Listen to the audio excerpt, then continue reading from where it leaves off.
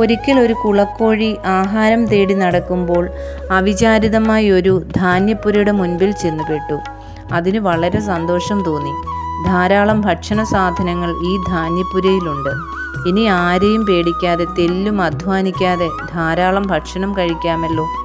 കുളക്കോഴി അവിടെ താമസമാക്കി. ഏതാനും ദിവസങ്ങൾ കൊണ്ട് തന്നെ അത് ആകെ തടിച്ചു കൊഴുത്തു. ഒരു ദിവസം ഭക്ഷണമൊക്കെ കഴിച്ച് വിശ്രമിച്ചുകൊണ്ടിരുന്ന കുളക്കോഴി വെറുതെ ആകാശത്തേക്കൊന്ന് നോക്കിയപ്പോൾ തൻ്റെ കൂട്ടുകാരൊക്കെ അനായാസം ആകാശത്തുകൂടെ പറന്നു നടക്കുന്നത് കണ്ടു. അപ്പോൾ അതിന് വല്ലാത്ത വിഷമം തോന്നി. തനിക്കും പറക്കാമല്ലോ എന്ന് ചിന്തിച്ചു. തൻ്റെ ചിറകടിച്ച് അവരോടൊപ്പം എത്താൻ ശ്രമിച്ചു നോക്കി.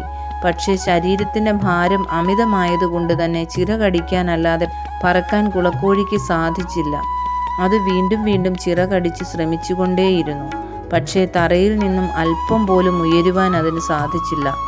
തുടർച്ചയായിട്ടുള്ള ഈ ചിറകടി ശബ്ദം കേട്ട് ഒരു നായ ഓടി വന്നു. തൻ്റെ നേർക്ക് പാഞ്ഞെടുക്കുന്ന നായയെ കണ്ട മാത്രയിൽ തന്നെ തൻ്റെ മരണം മുന്നിൽ കണ്ട് കുളക്കോഴി നടുങ്ങി.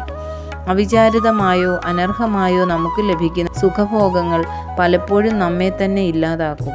ഭൗതിക ലോകസുഖങ്ങൾ കൂടുതലാകുമ്പോൾ ഒരു പക്ഷേ നമ്മുടെ ആത്മാവിന് പറന്നുയരാനുള്ള ശേഷി ഇല്ലാതായി പോയെന്ന് വരും.